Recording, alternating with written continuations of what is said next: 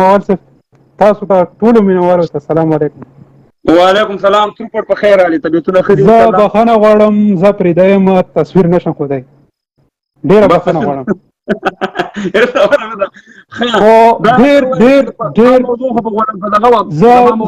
زه ستا ویډیوګانې ګورم، ډېر افسوس راله راځي، ما تعلیم هم نشته دی چې څوک وایي چې پاکستان هېواد دا آزاد دی، دا غټ بېوقوفه دی. بخښنې سره زه دا خبره کوم.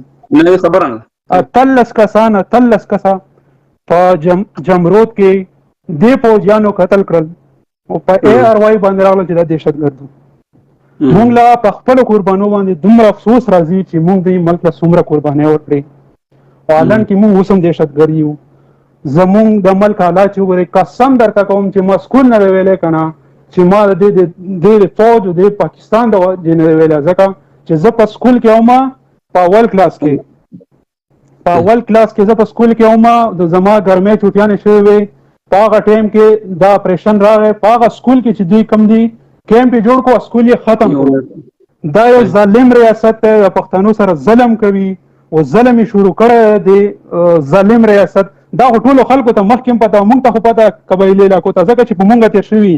دا ښاریو والا خلک بعض ټایم کې دا سوچ کوي چې یاره دا غلام نه دی یا غلام نشي کېدی، دا بالکل غلام هېواد دی. دا خو اوس عمران خان په حکومت کې ورته پته ولګېده که نه چې دا غله یې راوستل، دا جرنیلان، دا ټول چې کوم دي دا غله دي، دا خرڅ شوي دي، دا د پښتنو په وینو نه مړېږي. قسم دی چې زه هم چې افغانستان کې څه قسم ته واقعه وشي که نه چې زما زړه له دوک ورسېږي. زه پخپله مسافر یم، زه ستا هر یوه ویډیو ګورم، والله د هر ځای کې خوشحاله ساته. سپینه وینا کوي، چې سپینه وینا کوي، هر قسم خلک به درته غاپي او آباد اوسئ، ژوندی اوسئ. وسلام. زما دا خبرې ډېره مننه.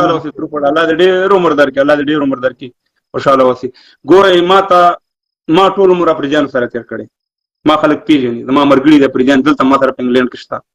زما ژوند، زما زندګي قسم دومره احترام موږ ته راکړی، دومره دغه موږ ته راکړی. ما ته د اپریجانو هر څه معلوم دي چې اپریجانو کې څومره ټیلنټ. زه ټول پښتانه ښیم، داسې نه ښیم د افغانان ښیم، دلته خو هسې د اپریجانو خبره ورسره اله.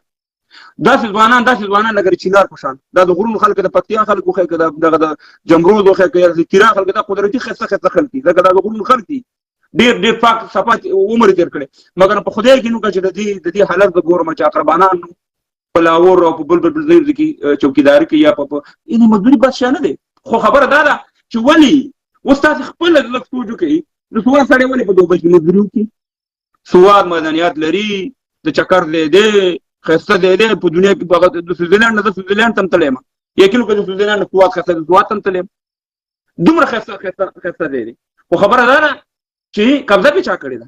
قبضه پې دې کړې وروره، کله یو رقم دهشتګرد راوړي. یعنې د پښتنو نه د قرباني ګډوډ جوړ کړي. زما موضوع خو دا وم نه، بښنه غواړم، زما موضوع خو لاړه سه مهربانه په منځ کې پښتنو اجره ده، دا فیسبوک هم خیر دی، پروا نه کوي چې هر یو موضوع زمونږ